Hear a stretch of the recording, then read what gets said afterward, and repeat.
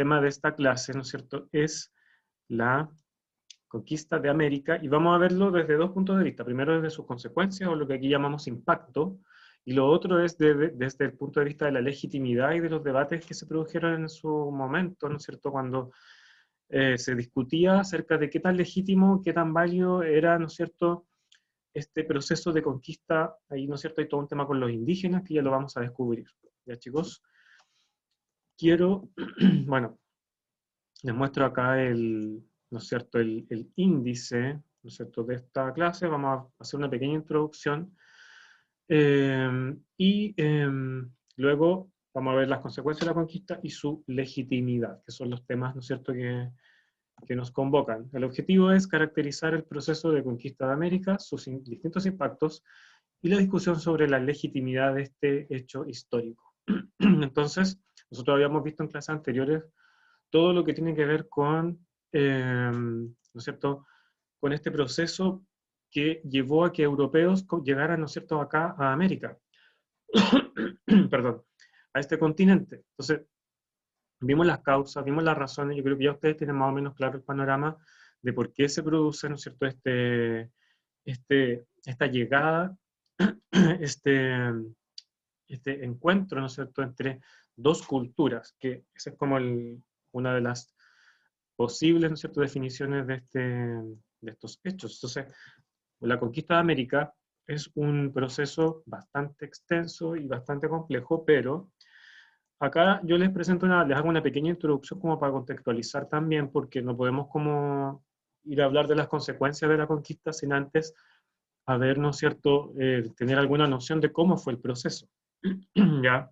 Entonces, si alguno de ustedes recuerda o conoce, sabe más o menos qué ocurre o cómo se producen las conquistas de los dos grandes, ¿no es cierto?, imperios, o mejor dicho, dos grandes como organizaciones políticas que habían en América, ¿no es cierto?, a la llegada de los españoles, como son los aztecas y los incas. eh, si alguno de ustedes sabe, ¿no es cierto?, qué hechos o cómo más o menos hacia grandes rasgos se produjo la conquista de Perú y la conquista de México, ¿ya? ¿Por qué destacamos estas dos? Porque, bueno, si se fijan en el mapa, vemos aquí que tenemos ¿no es cierto?, que eran en el fondo los dos grandes imperios, los dos grandes espacios políticos que habían construido los indígenas de acá de América, ¿no es cierto?, los indígenas americanos.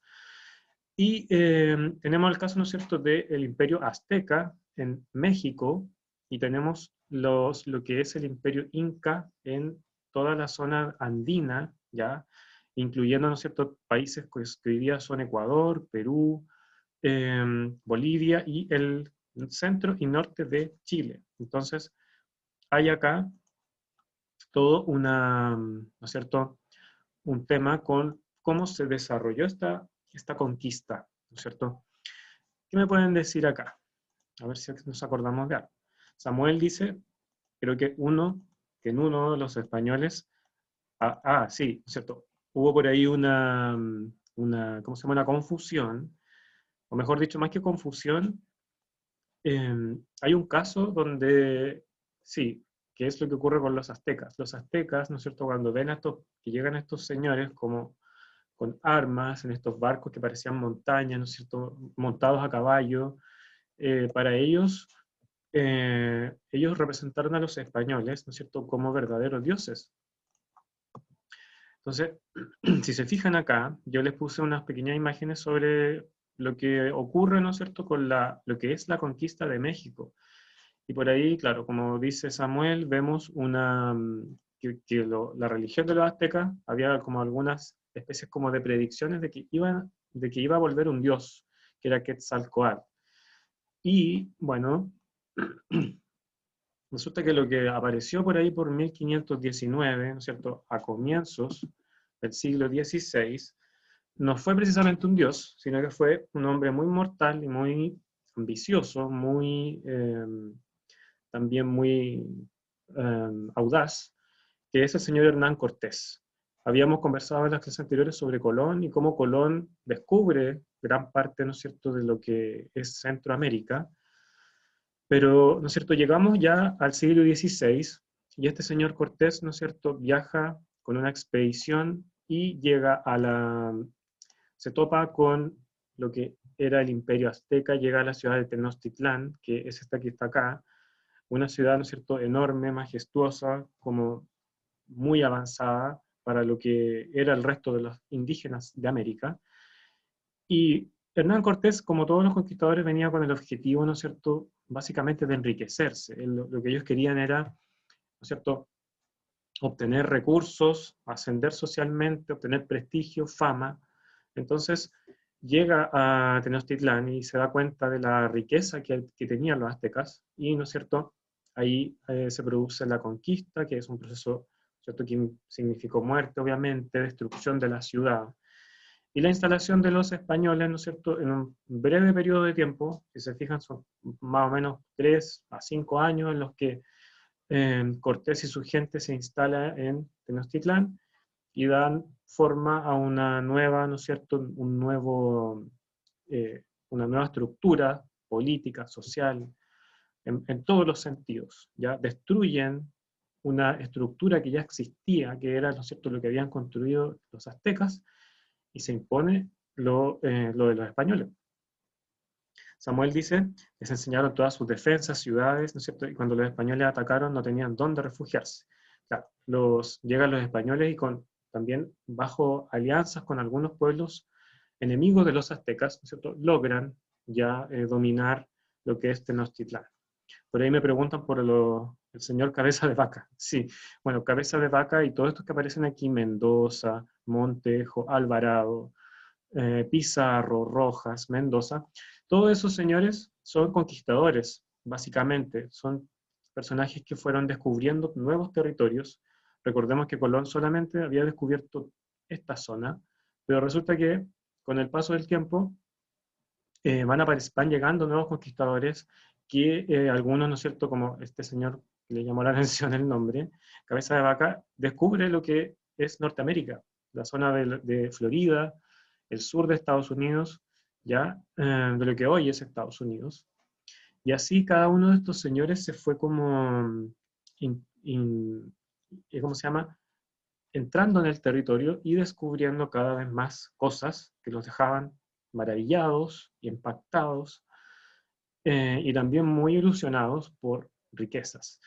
Entonces, en ese contexto es donde aparece el señor Pizarro y sus hombres, ¿ya?, y que conquistan este imperio, ¿no es cierto?, que es el imperio Inca, ya donde teníamos una estructura como bien piramidal, secuestran, ¿no es cierto?, asesinan al Inca en la ciudad de Cusco, y se produce la conquista de lo que hoy es el Perú. Entonces ahí es donde este señor Pizarro, entre 1532 y más o menos 1570, es un poco extenso el proceso de conquista de Perú. Acá hubo más resistencia de parte de los indígenas a esta dominación. Entonces, el proceso es más largo. Sin embargo, ya en 1530 y tanto, estamos con los incas prácticamente con su imperio desarticulado, ¿no es cierto? Eso es lo que vemos acá, ¿sí? Yo creo que ustedes algo recuerdan de estos dos grandes procesos de conquista. ¿Por qué los vemos así como solamente estos dos? Porque son los que van a generar los impactos que vamos a ver a continuación, ¿ya? Entonces tenemos ahí ya una panorámica de lo que ocurre. Si se fijan en ambos casos, ¿qué vemos? Vemos a estos señores, los españoles, vemos que entran por la fuerza, están armados, cómo se produce, ¿no es cierto?, el sometimiento de los indígenas, ellos se resisten. Sin embargo, estos dos enormes imperios, importantes imperios, caen de una manera bastante rápida y bastante dramática, ¿ya? Si no hay preguntas con esto, con el proceso de conquista, como les digo, el foco de la clase son las consecuencias. Así que vamos a pasar a eso a continuación. Cuando hablamos, ¿no es cierto?, acerca de los impactos de la conquista, tenemos que, claro, un poco entender que se trató de un proceso en el cual vemos a estos grupos, ¿no es cierto?, a estas huestes, así se llamaban, para que lo tomen como apunte ahí, el tema de la hueste, que es este conjunto de señores, ¿no es cierto?, de españoles que lo que buscan es básicamente lo que les decía, riqueza, lo que buscan es la fama, el ascenso social, y estas huestes están dirigidas por capitanes, ¿cierto?, capitanes de conquista.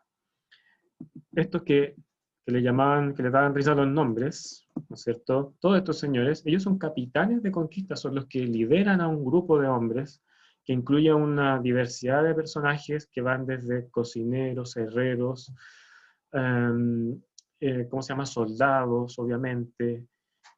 Hay un conjunto de, ¿no es cierto?, de personajes dentro de esta hueste que van a buscar, ¿no es cierto?, o buscan básicamente lo que yo les digo, buscan el dinero, buscan el prestigio, ¿ya? Entonces, en ese contexto es que se produce la conquista, ¿ya? Cuando vemos a estos personajes, ¿no es cierto?, como tan ambiciosos, yo diría que esa es como la gran característica de estos señores.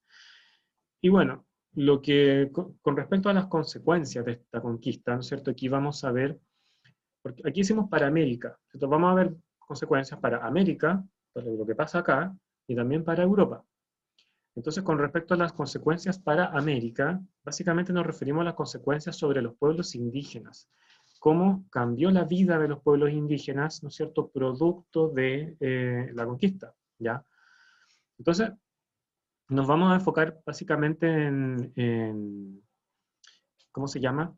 En estos puntos, ¿no es cierto?, el A y el B, el punto C, lo vamos a ver después, pero tienen que ver básicamente con cómo, ¿no es cierto?, impacta la conquista sobre los indígenas. Uno de los primeros elementos es las nuevas relaciones de poder. Los indígenas, además, ¿no es cierto?, de estos imperios como jerarquizados, así como súper verticales, tenían otras formas de relacionarse como más cooperativas. Habían, por ejemplo, indígenas en la montaña que colaboraban con los de, ¿no es cierto?, los de la costa, pero todo eso se termina con la conquista, ¿ya? Todos los sistemas de cooperación, de trabajo que tenían los indígenas desaparecen por efecto de la conquista, ¿no es cierto? Y bueno, esa sería como la primera gran consecuencia, que se terminan los imperios inca, el imperio azteca, ¿no es cierto? Y cualquier otra forma de organización indígena va a desaparecer o va a quedar como aislada, porque los españoles llegan y ocupan todo el territorio, conquistan, ¿no es cierto?, dominan, someten. Ese es como un elemento. Otro elemento es lo que ocurre con la sociedad indígena, ¿ya? Ya no es del poder, sino que ahora a nivel social. ¿Qué ocurre? Vemos, esto es como la gran consecuencia, no se olviden de esto, es un drástico descenso de la población indígena. Había una diversidad gigantesca de indígenas en América, ¿cierto? Y un gran porcentaje de población indígena. Eran obviamente la mayoría, los españoles eran grupitos. Sin embargo, como ellos tenían, ¿no es cierto?, las armas, tenían la superioridad tecnológica, van a dominar a los indígenas y su población va a empezar a descender dramáticamente en los primeros años, ¿no es cierto?, del siglo XVI. Y ahí es donde aparecen, ¿no es cierto?, las causas de esto. ¿Por qué desciende la población? Básicamente la guerra, ¿no es cierto?, los asesinatos de los indígenas porque se resistían a la dominación, entonces venía la guerra y venía la muerte. Lo que por aquí me decían en el chat, ¿quién era? Sí, Esteban.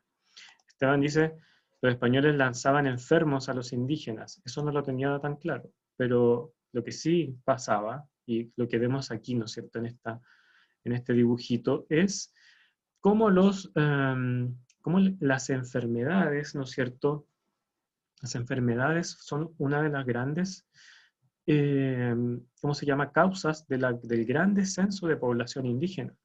Entonces, ¿qué ocurrió? Los españoles llegan y ellos vienen como, no vamos a decir que eran muy higiénicos además, venían como con enfermedades y los indígenas no tenían como un sistema inmune capaz de enfrentar estas enfermedades. Ellos vivían como básicamente aislados de lo que pasaba fuera del mundo. Entonces, llegan estos españoles con un montón de enfermedades y eso va a significar una gran mortandad de indígenas, ¿ya?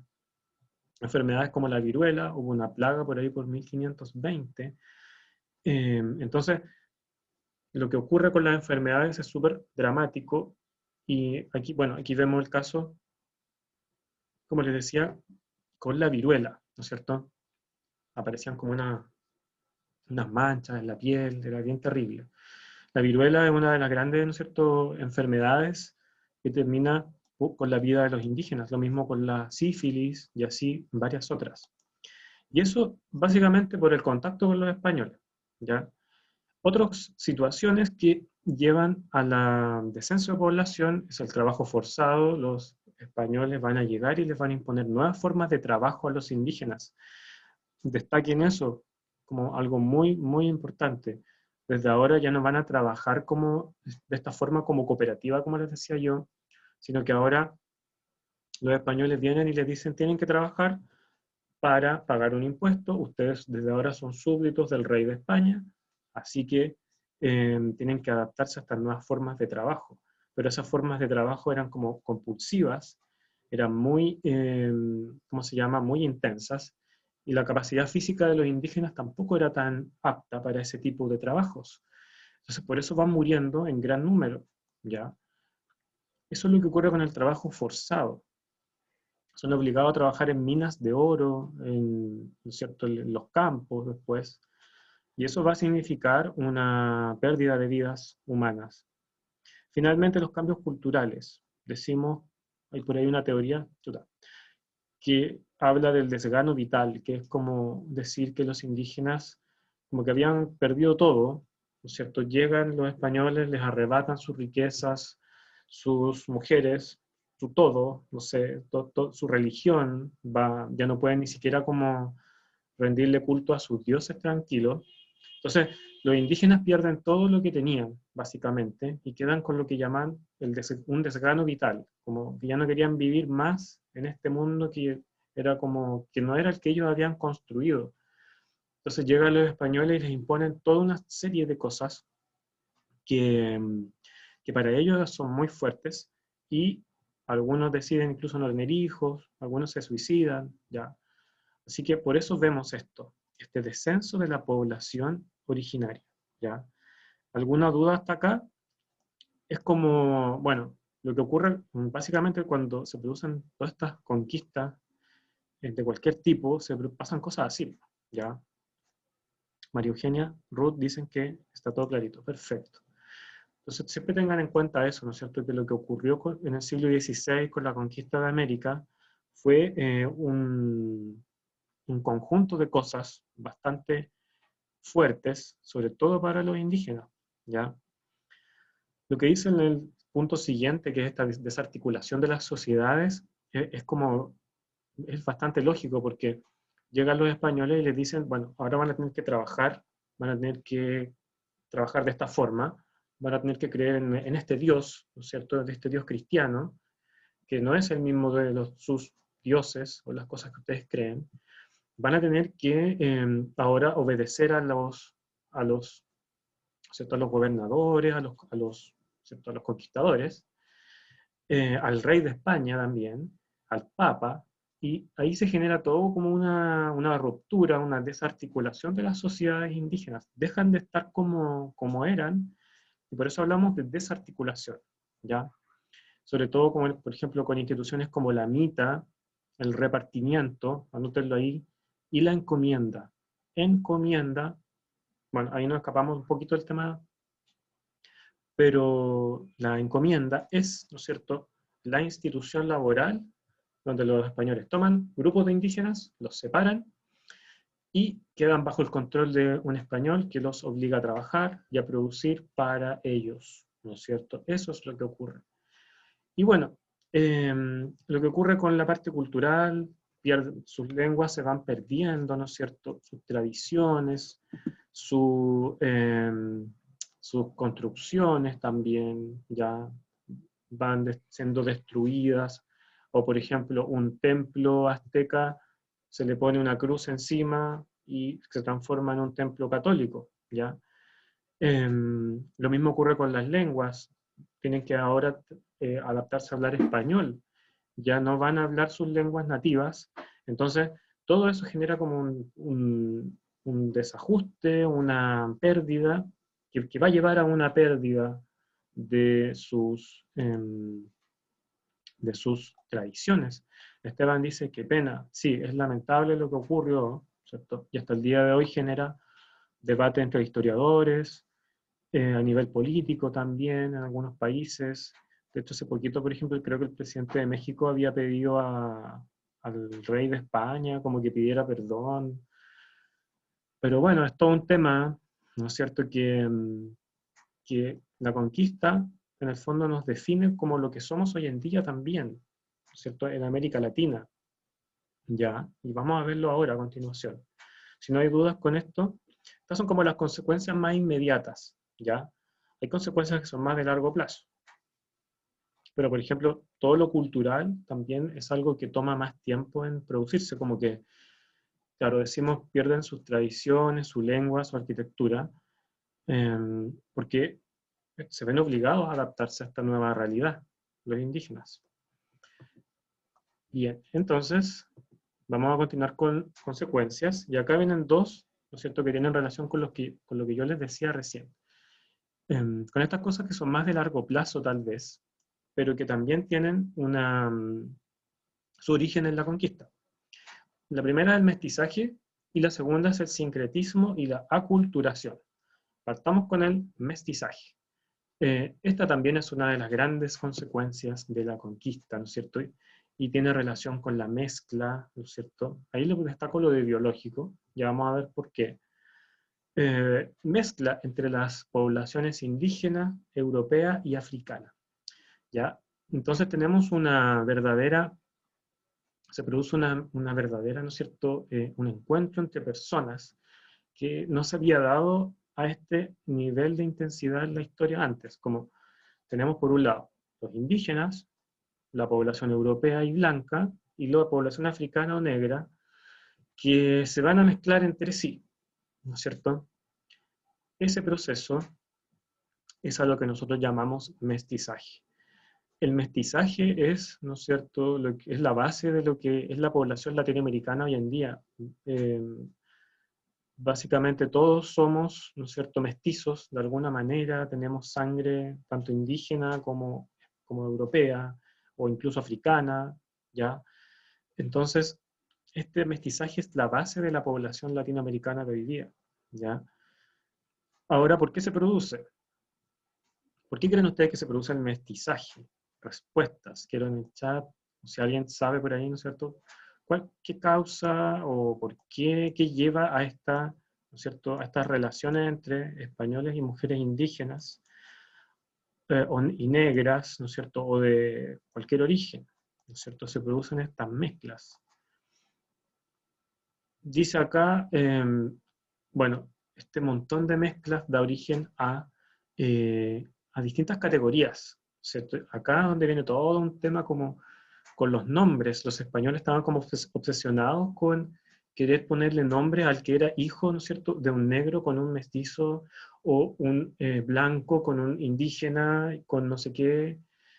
Había todo un tema ahí para categorizar a las personas, ¿ya? Y a eso se le llama castas, que me dicen por acá. Pensaban que los negros no tenían alma. Matilda dice, mi bisabuelo era español. Ah, ya, entonces ahí hay como que tú, claro, eres descendiente directa de españoles. A lo que yo me refiero, ¿no es cierto?, es que la mayoría de la población de América Latina es, ¿no es cierto?, una mezcla de, de pueblos, ¿no es cierto? Entonces se producen estas mezclas, y como les decía, los españoles trataban como de catalogarlas, de darles como un nombre, y ahí es donde aparecen estas castas, ¿no es cierto? Pero, sin embargo, la condición de mestizo, como dice ahí, fue rechazada desde el comienzo por los indígenas y los españoles puros, ¿sí? Entonces ahí hay como una cosa, un punto importante. Montserrat me dice, mi abuelito era español o indígena. Tenemos entonces que el mestizaje es fundamental para lo que hoy día somos, ¿no es cierto? Ah, era alemán. Matilda, mi abuela es turca. Oh, la mezcla, sí. Si se fijan, el mestizaje, acá me dicen, claro, hay mezclas de distintos pueblos. Siempre en exceso, siempre ha pasado en la historia. Sin embargo, en el caso de América, ¿no es cierto?, tiene una característica súper importante desde el punto de vista que los que eran, ¿no es cierto?, o que tenían la piel de un color, significaba que pertenecían a un grupo social determinado, ¿ya? Y ahí es donde empieza como a generarse todo un tema que hasta el día de hoy está vigente en nuestra región, ¿ya? El mestizaje, como bien dice ahí, se dio sobre la base de relaciones de poder muy desiguales y son expresión clara de la violencia que caracteriza la conquista y la colonización. Decimos mestizaje, pero ¿qué ocurría entre este señor y esta indígena de acá? ¿No es cierto? Nosotros podemos, claro, había, ¿no es cierto?, matrimonios, pero también ocurrían situaciones de violencia, ¿no es cierto?, de violaciones de mujeres por parte de los españoles. Entonces, es como que también hay una relación de poder. ¿Quiénes tenían el poder ahora en América, en esta tierra, eran los españoles? Entonces, los indígenas quedan en una situación de sumisión y por lo tanto se producían estas relaciones como a veces fundadas sobre la violencia y no sobre como el consentimiento, ¿ya? Eh, Ahí vemos, ¿no es cierto?, un caso, aquí yo les puse dos imágenes que muestran eso. Este es un español, esta es una indígena, y ahí está el hijo mestizo de ellos. La Iglesia Católica se opuso desde el primer momento a esto, pero la verdad es que no pudo hacer mucho para evitar el mestizaje. ¿Qué ocurría? ¿No es cierto? Los españoles llegaban, eran mayoritariamente hombres, sus mujeres, sus esposas, habían quedado en Europa. Entonces, ellos forman, ¿no es cierto?, familias con mujeres indígenas y luego mujeres negras o zambas, sea la combinación que sea, y eso es lo que vemos como mestizaje, ¿no es cierto? ¿Queda claro el tema del mestizaje? Estas imágenes son súper como clarificadoras como, con respecto al mestizaje, ¿ya? Con lo que ocurre ahí, esta mezcla, cómo se forman las familias, ¿ya? Y el otro punto es el sincretismo y la aculturación. Son dos cosas distintas. Sincretismo, no se olviden, mezcla de culturas. Acá ya no hablamos como a nivel biológico, como es el mestizaje, sino que a nivel de lo cultural, de las cosas, ¿no es cierto?, culturales que se van mezclando. ¿Qué cosas culturales se pueden mezclar? La lengua, la alimentación, la religión, ¿no es cierto?, las formas familiares. Hay un montón de aspectos culturales que se van a mezclar, ¿ya? Y a eso llamamos sincretismo. Entonces, es la mezcla de elementos culturales de dos, ¿no es cierto?, dos pueblos distintos y que dan lugar a nuevos productos. Señálenme algún ejemplo de sincretismo. Yo aquí les puse uno en esta imagen, que es, en Chile nosotros también tenemos ejemplos de sincretismo, ¿ya? Muy bien, Miriam. Claro, hay una diferencia con los conquistadores, con los ingleses, sí. Los ingleses llegaban como con sus familias, básicamente. No estaba como esa necesidad de los españoles, ¿cierto?, ¿no?, que venían sin su familia, sus mujeres. Ejemplos de sincretismo. Fíjense, analicemos esta Virgen de Guadalupe. ¿Qué nos llama la atención? La Virgen de Guadalupe es como la patrona de México, y solo su imagen nos está diciendo un poco algo, porque lo que vemos acá es a esta Virgen que su color de piel es morena, ¿cierto? Significa que es mestiza, es mezcla de español con indígena, de alguna manera. Pero es una virgen, ¿no es cierto? Las vírgenes son propias, o la virgen, ¿no es cierto?, es una representación propia del catolicismo, de la religión de los conquistadores. Entonces, acá lo que vemos es cómo se van, ¿no es cierto?, como mezclando elementos, ¿ya? Ya no es una virgen blanca, es una virgen que su piel es morena, que representa al pueblo mestizo de México. Entonces, es un ejemplo de sincretismo, ¿ya? es como uno de los grandes ejemplos. Hay muchísimos en toda América que hablan de esta mezcla de culturas. Alguien que me menciona un caso en Chile, lo dejo ahí para el chat. La aculturación, por otra parte, es como el proceso de imposición de una cultura sobre otra, donde van como desapareciendo algunos elementos culturales. Si se fijan aquí, sobrevive algo, ¿ya? Sobrevive, por ejemplo, la forma, ¿no es cierto?, en la que se venera a la Virgen, o los ritos, ¿ya? Hay algunos elementos que sobreviven. En el caso de Chile, ¿nadie? ¿Algún ejemplo que, que me pueda señalar? De sincretismo.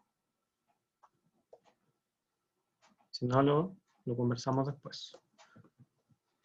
Sincretismo y aculturación son dos fenómenos que ocurren a nivel cultural, ya dos procesos que son como fundamentales para también entender la conquista. ¿Ya? Estamos entonces, vimos lo relacionado con las consecuencias de la conquista. Matilda, los mapuches tienen mezcla toman elementos de los españoles. Por ejemplo, los mapuches en América no habían caballos, entonces los mapuches aprendieron a andar a caballo cuando entran en contacto con los españoles. Les copian, les roban sus armas también, así que rápidamente se adaptaron, y eso, claro, podríamos decir que es un ejemplo de sincretismo. La fiesta de la tirana, búsquenla, es un ejemplo de sincretismo en Chile. Y así varios casos. La Virgen de Andacollo en el norte, no sé si hay algún alumno de la región de Coquimbo, La Serena, por ahí. Todos esos ritos, ¿no es cierto?, ocultos, tienen un poco como de indígena y un poco de español. ¿Ya? Sigamos. La conquista también tiene consecuencias para los europeos. Entonces, Esteban, esas eran las diabladas, los bailes que se hacen en la fiesta de la tirana. Busquen ahí bueno, podríamos haberlo puesto, ¿no?, en un video. Para los europeos hay también consecuencias, ¿no es cierto? Como por ejemplo, se les amplía la visión del mundo. Para los europeos solo existían dos continentes más, que era Asia y África. Pero ahora, como nos muestra este mapita de acá, el mapa de Ortelius, y yo les puse una pregunta ahí. ¿Cuál es la novedad de este mapa? Vean ahí, tenemos este mapa, un mapa mundi, que nos muestra de novedoso.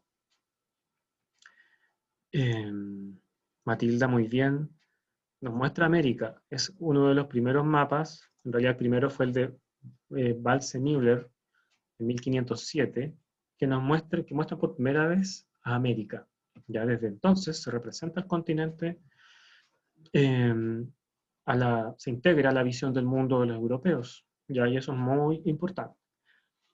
Desde el punto de vista que les amplía la visión, o sea, los europeos ya salen de su zona de confort y dicen, bueno, el mundo era más grande de lo que pensábamos, ya. Entonces, vemos un gran cambio acá que va a repercutir en Europa. Otro elemento es que los europeos, desde el punto de vista cultural, llegan a esta tierra y comienzan a generar como ciertas como leyendas o simbolismos, crean como en su mente o en esa época ellos ven a América de una manera como muy particular. Entonces, se imaginaban como América una tierra llena de riqueza, donde el oro estaba en todos lados, y que tiene que ver un poco con lo que vieron en un primer momento los hombres de Cortés, cuando llegan a México y ven este tremendo imperio, esta tremenda ciudad que era Tenochtitlán. Ellos vuelven a España y llegan contando al resto de la gente como vimos esto, que llegan maravillados, y se van creando algunas leyendas. No sé si han visto esa película de Disney, El Dorado, por ejemplo.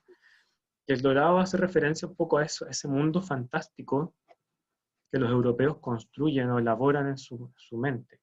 Ellos dicen, eh, hay distintas como leyendas sobre América que son muy interesantes de conocer, y que los europeos en el fondo tienen esa mirada como un poco...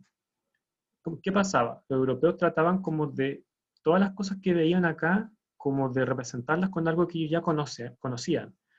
Entonces, veían, ¿no es cierto?, elementos que trataban de ponerles un nombre. Imagínense, veían animales que nunca habían visto, paisajes que nunca habían visto, entonces era como súper impactante, súper, eh, como, ¿qué hacemos?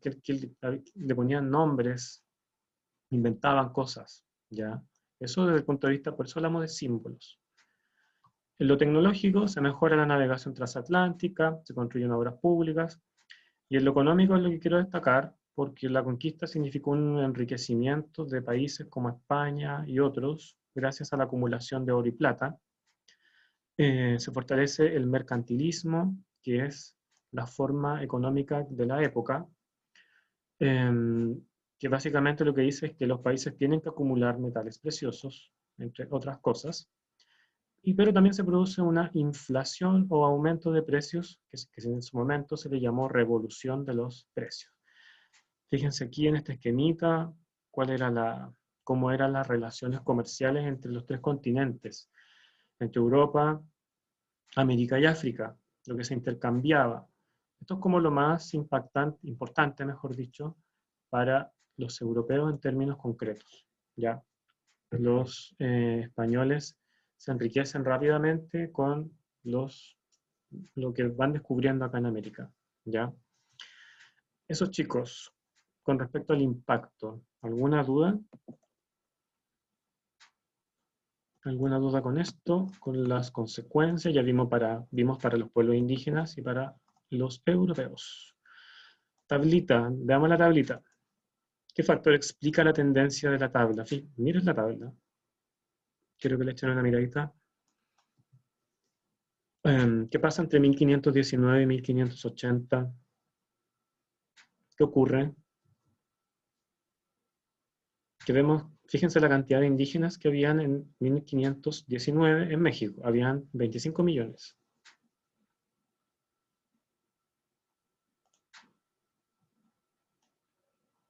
¿Qué factor explica la tendencia mostrada en la tabla? Primero tenemos que ver qué vemos en la tabla, ¿no es cierto? Lo que vemos en la tabla, fíjense, en 1519, 25 millones, 1580, 1,9. ¿Se dan cuenta lo que estamos viendo acá? Estamos viendo un dramático, drástico descenso de la población indígena. O sea, aquí por eso se habla de genocidio, ¿cómo se llama? De la destrucción de estos pueblos por los españoles. Entonces, no es algo menor. ¿Qué factor explica la tendencia? Bueno, ¿cuál es la tendencia? Es al descenso de la población, ¿no es cierto? ¿Cuál es la razón de eso? La letra A, y varios lo habían marcado, ¿no es cierto? Que era el tema de las enfermedades como uno de los grandes factores. La verdad, ¿no es cierto? Bueno, mueren por temas de guerra, de violencia, pero las enfermedades se van a llevar una gran cantidad de personas, de indígenas, entonces eso provoca muchas muertes. Lo político igual escapa un poco a lo demográfico, como dice acá, para quien tenía la opción C, ¿no es cierto? Miriam, claro, ¿sería algo de origen biológico? Sí, pero también hay algo también como desde el punto de vista de que poco hicieron para evitar la muerte, ¿no es cierto?, de los indígenas, por ejemplo, en los temas de trabajo. Entonces, eh, hay ¿cómo se llama? Se habla de una leyenda negra, que lo vamos a ver ahora como cuando veamos lo de la legitimidad, ¿ya? Estamos un poquito como en el tiempo, así que vamos a avanzar. ¿Dudas con esto?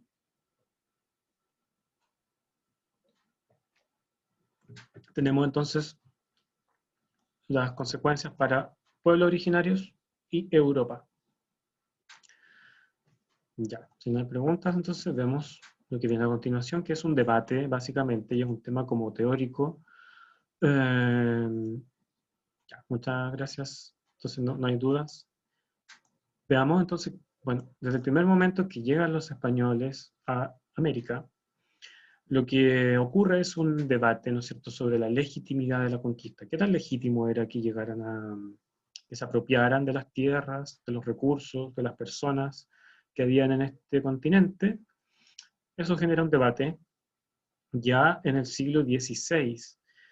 Entonces hay una serie de cuestionamientos, teorías, dentro de los mismos españoles, y especialmente dentro de los teólogos, ¿no es cierto?, o ¿cierto?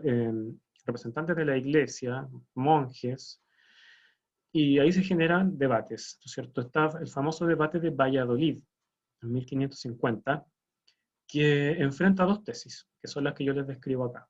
La de Bartolomé de las Casas, que es un fraile dominico, y la de Juan Ginés de Sepúlveda, que es un teólogo, ¿no es cierto? Un teólogo, ¿ya? Y lo que se discute en el fondo acá es qué ocurre, ¿no es cierto? ¿Qué ocurre con la conquista? Ya se había producido en 1550 todo lo que tenía que pasar al respecto. Y bueno, pero aunque desde el comienzo, diría yo, se produjeron cuestionamientos. La tesis de Bartolomé de las Casas como uno de los grandes defensores de los indígenas en este sentido, porque Bartolomé de las Casas dice, los indígenas son seres que tienen razón, que tienen alma, ya, y que por tanto merecen gozar los mismos derechos que los conquistadores. El señor Ginés de Sepúlveda, al contrario, dice, los indígenas son incivilizados, son bárbaros, son salvajes por sus costumbres, por lo que hacen, y por lo tanto son incapaces de gobernarse, son incapaces relativos, dice, y deben ser sometidos por los españoles. Entonces ahí es donde están las dos grandes tesis de este debate, ¿no es cierto?, que, como les digo, se enmarca también dentro de lo que es la leyenda negra de la conquista. Si lo buscan por ahí en Google, les va a aparecer harta información como sobre cómo se produjeron todo esto que veíamos, ¿cierto?, los abusos y lo que vemos en este dibujito de acá, las torturas a los indígenas, ¿ya? Pero el tema aquí de fondo es, ¿cuál es la naturaleza de los indígenas? ¿Tienen derechos? ¿Tienen alma? ¿Podemos evangelizarlos? Sí, no. Entonces ahí es donde se genera como una cosa bien, es teórico todo esto, pero que tiene consecuencias súper prácticas. Miriam dice, no se trata de legitimidad, sino que era del que ganaba el más fuerte. Bueno, siempre ha sido así, de alguna manera siempre ha sido así, ¿no es cierto? La monarquía absoluta. Entonces tenemos acá dos posiciones, ¿no es cierto? Por un lado, tenemos a los indígenas que se ven abusados, se ven que mueren, ¿no es cierto?, que son sometidos a todos estos sistemas que yo les contaba. Entonces, Bartolomé de las Casas le escribe al rey de España y le dice, mira, está pasando esto, se están cometiendo abusos, violencias, violaciones, etcétera, tortura, y que en realidad deberíamos respetar a los indígenas como seres con derechos, ¿no es cierto?, igual que los conquistadores. ¿Sí? Y por el otro lado está Ginés de Sepúlveda, que dice, no, pues en realidad los indígenas no son como nosotros, no son tan civilizados, no tienen una organización como la nuestra, ¿ya? Así que deben quedar bajo nuestro control, nuestra tutela, ¿sí? Eso es un debate, un tema relacionado con la legitimidad de la conquista. Otro es lo que ya les mencionaba de la leyenda negra y los abusos, y lo que tiene que ver con los fundamentos jurídicos, religiosos para la conquista. Por ejemplo, una justificación es el tema de la evangelización, la expansión del cristianismo, y de ahí entra, ¿no es cierto?, el Papa a decir, sí, la conquista es legítima porque una ¿cierto?, de los objetivos de nuestra religión es, ¿no es cierto?, expandir la fe, y ahí es donde entra, ¿no es cierto?, el rol de los conquistadores, de estos monjes misioneros, ¿ya?, que llevan la palabra de Dios a los indígenas. Eso es lo que ocurre. Hay otros participantes de los debates, está Francisco de Vitoria, vamos a ver un texto del Papa a continuación, y otros monjes como Bernardino de Sahagún. Eso, chicos, no sé si quedó claro esto. Esto es un tema, como les digo, más bien como filosófico, jurídico, pero que tiene consecuencias importantes, porque ¿qué pasa si yo digo los indígenas son iguales a los españoles? Significa, chuta, en realidad quizá no deberíamos como preocuparnos de no, eh, ¿cómo se llama? De no quedarnos con sus recursos, con sus tierras, darles espacio para que tengan igual que convivir con nosotros. Se genera todo un tema ahí. Y la otra tesis es como, bueno, están los indígenas, pero nosotros somos más avanzados, tenemos que dominarlos. Y eso es lo que yo creo que lo que prevaleció al final fue la tesis de Ginés de Sepúlveda, la práctica. No nos olvidemos, claro, Bartolomé de las Casas como que le dice al rey, está pasando esto. Sin embargo, la iglesia igual se pone del lado de los indígenas y los trata de defender, le pide al rey que haga algo. Y ahí es donde aparecen, ¿no es cierto?, varias leyes que los reyes tratan de aplicar en América para proteger a los indígenas de los abusos. Entonces, ese es como el tema en el fondo. ¿Qué tan legítima es la conquista? ¿Qué hacemos con lo que ocurre, lo que estaba pasando ahí? ¿Ya? Hay una pregunta aquí que habla un poco sobre esto. El Papa hace una declaración, el Papa Pablo III, perdón,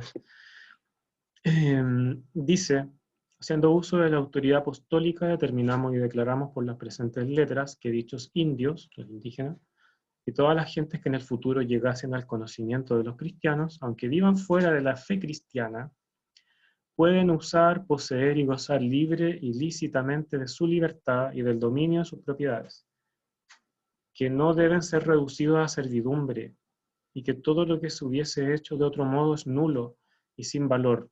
Asimismo, declaramos que dichos indios y demás gentes deben ser invitados a abrazar la fe de Cristo a través de la predicación de la palabra de Dios y con el ejemplo de una vida buena, no obstando nada en contrario.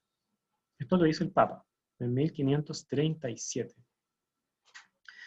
Fíjense lo que está diciendo el Papa, que tienen que ser libres los indios, los indígenas, que se debe respetar el dominio de sus propiedades, que no deben ser sometidos a servidumbres y que deben ser invitados a ser cristianos.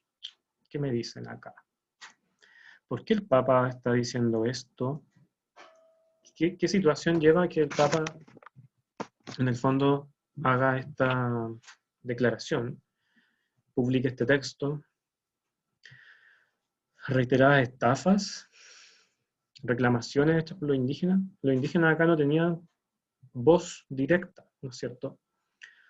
Los que en el fondo actuaban como interlocutores de los indígenas eran los monjes, los personajes como Bartolomé de las Casas, ¿no es cierto? Acá me dicen varios la letra D o la B. Los indígenas, como les digo, no tenían voz directa con el Papa ni con el rey, ¿no es cierto?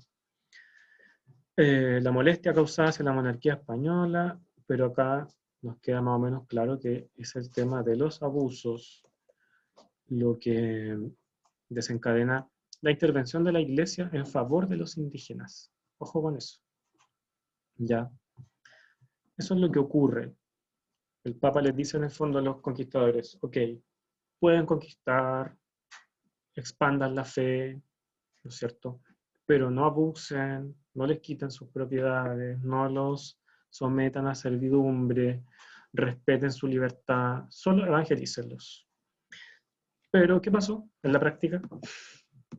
¿Qué ocurre realmente según los antecedentes históricos? Ocurre todo lo contrario, ¿ya? Por más esfuerzos que hizo la iglesia, que hicieron los monjes, que trató de ser el rey también, los conquistadores o los españoles que llegan acá no respetan estas leyes y estos mandamientos, estas cosas que señala el Papa, ¿ya? Para cerrar la clase, ¿alguien me podría sintetizar o si quiere a través del micrófono señalar ¿cuáles serían, qué impactos de la conquista se ven en las imágenes? Está clarito, ¿no?